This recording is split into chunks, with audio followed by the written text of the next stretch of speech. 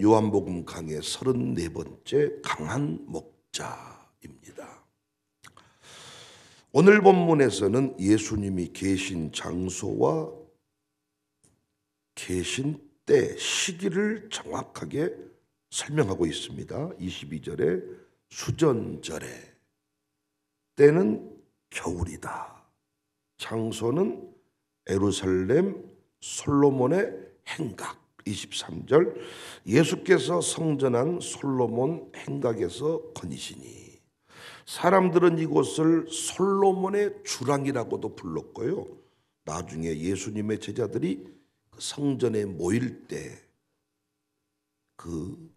사용하는 장소이기도 했습니다. 사도행전 5장 12절에 사도들의 소대를 통하여 민간의 표적과 기사가 많이 일어나며 믿는 사람이 다 마음을 같이하여 솔로몬 행각에 모이고, 그 행각입니다.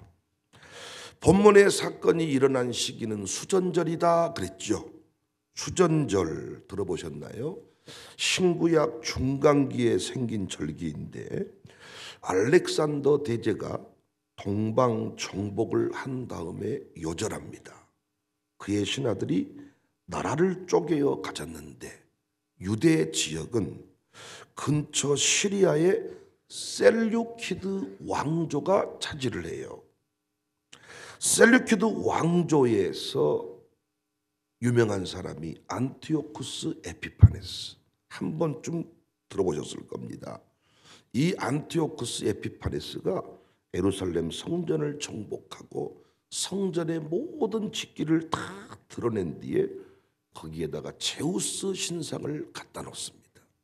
아주 난폭했던 사람입니다.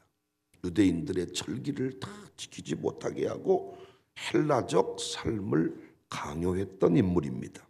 이때 시골에 살던 한 가문, 마카비 가문이라고 하는데, 마카비 혁명 들어보셨을 겁니다. 그 마카비 가문이 일어나서 봉기를 일으켰고, 주전 164년 12월경에 성전을 재탈환합니다. 성전의 직기를 다시 가져다 놓고 성전을 수리해서 재헌당했는데, 그 절기가 바로 수전절입니다. 그러한 사건이 있은 지 약 200년쯤 되었을 때 예수님은 예루살렘 성전에 올라가 계셨습니다. 그 사건과 오늘 본문의 이야기가 무슨 관계가 있을까? 수전절이 성전을 회복한 날이잖아요. 회복에 관해서 이야기를 나눌 만한 날이잖아요. 그러니까 그들이 성전에 있기는 했지만 여전히 로마의 속국이었습니다. 그래서 언제 우리가 정치적으로 회복될 수 있을까요? 요한에게도 물어보았고 예수님께도 지금 그 질문을 던지고 있습니다. 그들이 예수님이 자꾸 구원자, 그리스도 그래서 자꾸 예수님을 유심히 지켜보기는 하는데, 자기들이 그려놓은 메시아의 모습이 아닌 거죠. 그래서 오늘은 작심하고 이야기를 합니다. 24절에 유대인들이 에워싸고 이르되, 오늘 작심하고 위압, 어떤 분위기를, 공포 분위기를 만드는 겁니다. 당신이 언제까지나 우리의 마음을 의혹하게 하려 하나이까? 그리스도이면 밝히 말씀하소서. 직역하면 당신은 언제까지 우리 영혼을 붕 뜨게 하고 헷갈리게 할 겁니까? 그리스도이면 그리스도라고 말을 하세요. 예수님 말이 항상 두루뭉실 하잖아요. 깝깝해 줄 건데. 그리스도이 아니요, 말해봐 빨리. 지금 이런 상황. 이때 예수님의 답이 크게 세 가지로 이루어집니다. 첫 번째 내용은 내가 이미 너희에게 말했다. 두 번째 내용, 그런데 너희들이 믿지 않았다. 내가 누구인지. 세 번째 내용, 행한 일이 말해줄 것이다. 참 예수님의 말씀이 귀다는 거요, 아니다는 거요. 25절, 예수께 대답하시되 내가 너희에게 말했다. 믿지 아니했다. 내가 아버지 이름으로 행하는 일들이 나를 증거하는 것이다. 그러면서 예수님이 다시 양과 목자에 대해서 말씀을 합니다. 26절, 너희가 내 양이 아니므로 믿지 아니하는도다. 27절, 내 양은 내 음성을 들으며 나는 그들을 알며 그들은 나를 따르는지라. 내가 그들에게 영생을 주노니 영원히 멸망하지 아니할 것이요 또 그들을 내 손에서 뺏을 자가 없느니라. 그들을 주신 내 아버지는 만물보다 크심에 아무도 아버지 손에서 뺏을 수가 없다. 예수님은 자신의 양에게 영생을 주고 멸망치 않게 하시며 이리의 공격으로부터 보호해 주신다.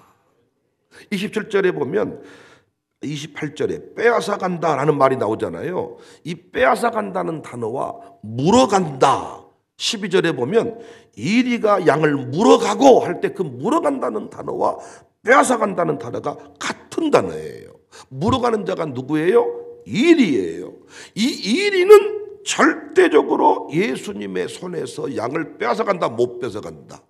양을 못 빼앗아 간다. 이것을 하나님 아버지께 적용하며 말씀합니다. 29절, 그들을 주신 내 아버지는 만물보다 크심에 아무도 아버지 손에서 빼앗을 수가 없다.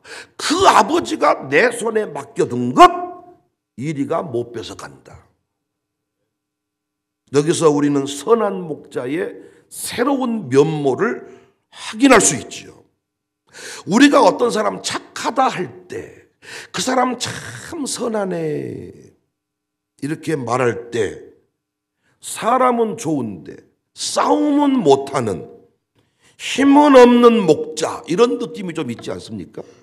아니 선한 목자 그러면 왠지 사람은 좋은데 힘은 없어 보이잖아요. 응? 사람은 좋대. 그 말은 무슨 말이에요? 사람은 좋은데 매가리가 없어. 그런 느낌이 있잖아요. 이따 그래 주세요. 선한 목자, 착한 목자, 우리가 이렇게 이야기할 때 나라를 회복시킬 만한 사람은 아니다. 유대인들이 예수님의 말을 듣지 않았던 것은 자신들이 생각했던 그 메시아의 모습이 아니야. 선한 목자, 동네에서 소외된 사람들하고는 늘 속꿉장난하듯이 뭐라고 돌아다니는데 그 다 정치적으로 뭔가 다 어떤 그 전사의 모습으로 계시록에 나오는 그 모습으로 오신 게 아니잖아요. 그래서 동네 이상한 또라이 정도 취급을 하는 거예요. 오늘날에도 많은 그리스도인들이 예수님을 4대 성인 중에 한 사람으로 예수님의 말씀을 공자의 가르침, 부처의 가르침 정도로 똑똑한 사람이 그냥 화장실에다가 써놓은 명언 정도로 우리가 예수님을 대할 때가 많습니다.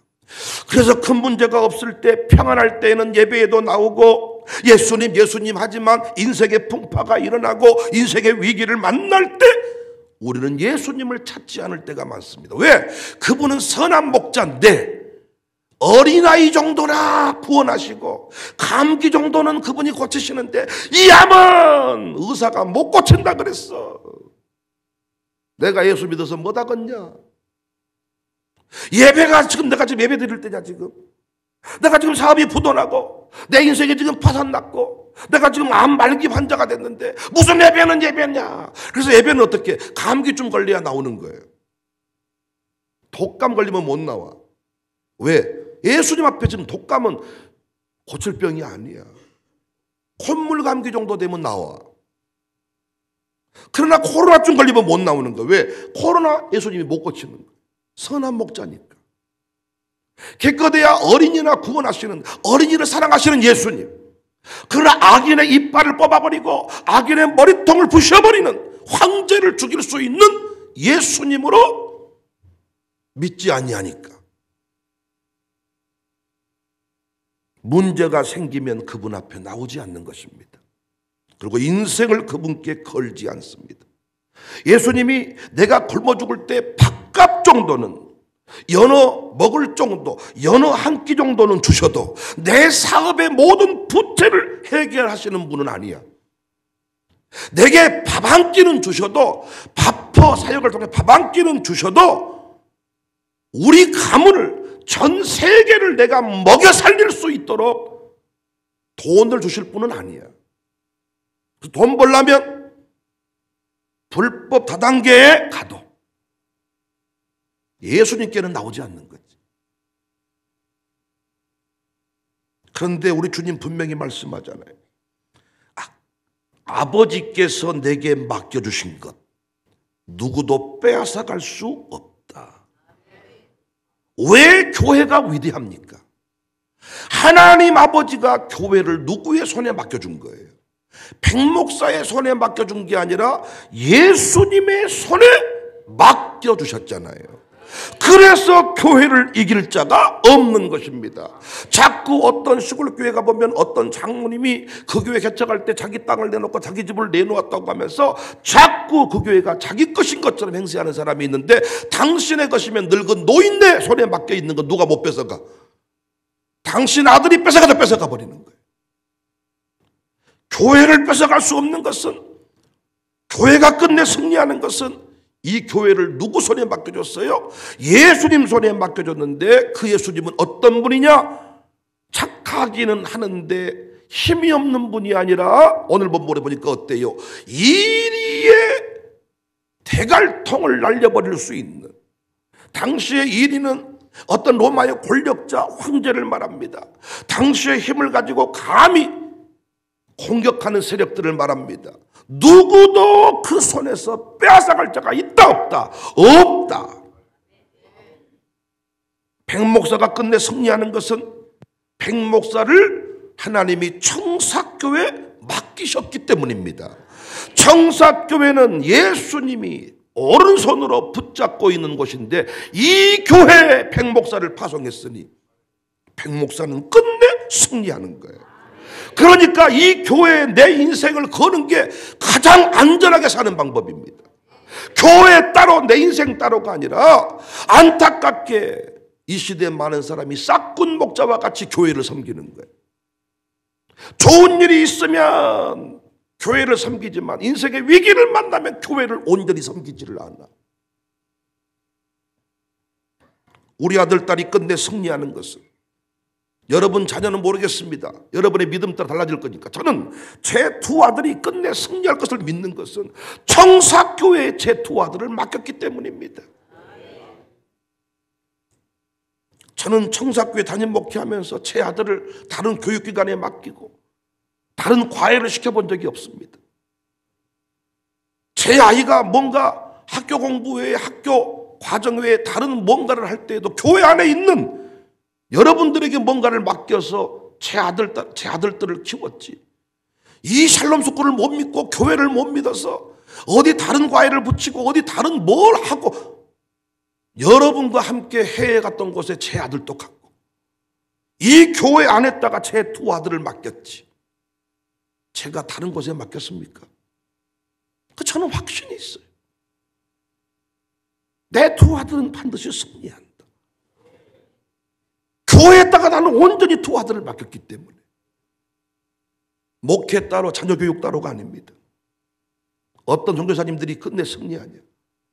그 동네에 살고 있으면 그 동네 학교에, 그 동네 그 선교 현장에 아들들을 바친 사람들은 아버지 사역을 계승하더라고.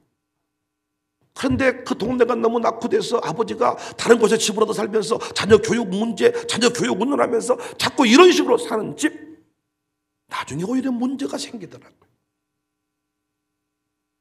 여러분은 노후가 불안하십니까? 아니라고 하지만 은퇴 전과 은퇴 후 마음 태도가 달라진 분들이 많더라고요. 은퇴 후에 더 열심히 일하는 사람들은 많더라고요. 안타깝게 그분은 일하다가 죽을 것 같아. 난 놀자는 뭐 일 않고 놀자 그 주의가 아니라, 그 사람은 일밖에 몰라. 그 집 부인 남편 죽으면 많이 울 것 같아. 떨어진 논닝 혀서 있고 성지순례 한번 못 갔던 남편이라고 울 것 같아. 그 집 부인 죽었을 때 그 집 남편 또 울 것 같아. 내가 일하느라고 당신이랑 변변한 어디 여행지 한번 못 갔네. 그 눈물 보면 나는 장례 예배 드리다가 많이 화가 날 것 같아. 장례 예배 드리러 가기 전에는 좀 마음이 서글펐다가 그 울고 있는 그 인간들을 보면 분노가 치밀 것 같아. 내가 뭐라고 하더냐? 그리 살면 안 된다고 하지 않더냐? 사랑하는 여러분, 어찌 여러분은 교회를 섬기시면서 두 마음을 품고 살 수가 있습니까? 예수님의 교회라고 하면서 어떻게 여러분의 인생의 위기를 만나면 여러분 따로 살 궁리를 하십니까? 어떻게 여러분의 주머니와 교회 주머니를 분리할 수가 있습니까? 어떻게 여러분의 그 통장과 교회 통장을 따로 관리할 수가 있습니까? 제가 그렇게 목회를 할 때 하나님이 내 인생을 지켜줄까요? 하나님께서 내가 따로 감추어둔 그걸 모르실까요? 아나니아와 삽비라가 감춰둔 것 때문에 혼이 떠나가 버린 건 모르십니까? 자꾸 자녀를 어디다 맡기려고 하십니까? 아니, 여러분의 인생도 똑바로 못 추스렸으면서 여러분이 어떻게 자녀를 키우려고 하세요? 그런데 감사하게 이 교회는 자녀를 교회에다 맡기라고 하잖아요. 그런데 맡기면서 왜 불안해 하시냐고요. 아니, 그것보다 더 확실한 게 어딨냐고요. 오늘도 예수님 말씀, 나는 강한 목자야. 선한 목자이지만 나는 강한 목자야. 내 손에 붙들려 있는 건 누구도 못 빼앗아가. 너 행복하고 싶거든. 네 삶을 온전히 교회에 맡겨. 청사교회에 너 들어와 있는 이상 네 인생 흔들 자 없어. 왜? 청사교회는 네가 봤을 때 우산동에 한기통에 그냥 서 있는 조그만 교회 같지만 아니, 하나님이 내 손에 맡겨준 교회야. 여러분 뭘 불안해하시고.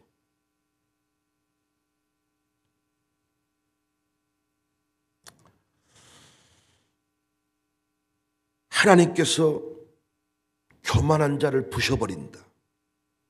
대적한 자를 부숴버린다. 우리 생각에 하나님이 당시 이들 유대인들 입장에서 언제 로마 속국으로부터 벗어납니까? 왜? 그 로마를 이길 자가 없어. 예수님의 이렇게 초라한 천조가리 하나 걸쳐 다니는 그 예수님의 그 모습으로는 로마를 이길 수가 없어. 여러분도 예수님을 그렇게 믿지 않으시냐고요.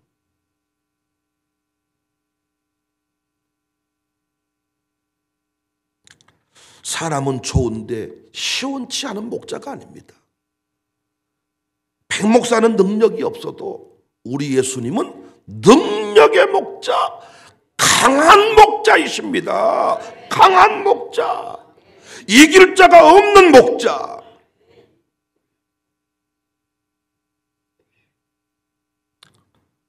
이 교회를 하나님이 그 예수님의 손에 맡기셨으니까 교회는 뭐 하면 돼요? 그 예수님 목자를 따라가면 되는 거예요. 근데 교회가요, 교회라고 이름 붙였지만은 예수님의 음성을 듣고 따라가지 아니하면 그건 교회 아닙니다. 여러분은 그 교회에 더 이상 소망을 두시면 안 돼. 목사가 예수님의 말씀을 따라 목회하지 않고 이상한 소리를 하고 인간의 이론을 가지고 목회하면 여러분은 그 목사를 따라가면 안 돼. 오늘 말씀 그 얘기죠. 26절에 너희가 내 양이 아니므로 믿지 아니하는도다. 내 양은 내 음성을 듣고. 그러니까 양을 지키시는데 누가 양이냐고요. 내 음성을 듣고 나는 그들을 알고 그들은 나를 따르느니라. 예수님 재림 때까지 우리나라 대통령은 대통령실에 계신 분입니다. 그런데 예수님의 음성을 듣고 예수님의 가르침을 따르지 않는 사람은 그 대통령의 통치만 받을 뿐입니다. 그러니까 우리가 대통령을 향해서 그렇게 소리를 지르고 그렇게 오남 맺힌 쌍욕을 퍼부어 대는 것은 그 대통령이 나를 지켜주지 않는다는 거예요. 이 대통령, 이 나쁜 놈, 이분 오남 맺힌, 제가 봤을 때 이 욕이요, 그냥 나온 욕이 아니라 오남 한 50년 이상은 묵은 욕이요. 묵은지 같은 욕이요. 이 개 할 때 그 개가 50년 묵은지라니까요. 왜? 지금까지 대통령이 나를 지켜주지 못했다는 거예요. 내가 힘들고 어려울 때 대통령은 우리 옆에 없었다는 거예요. 예수님의 음성을 듣고 따르지 않는 자는 평생 대통령을 향해 묵은지 욕을 퍼부어낼 뿐입니다. 그런데 우리는 예수님의 음성을 듣고 따라가 보니까 어때요?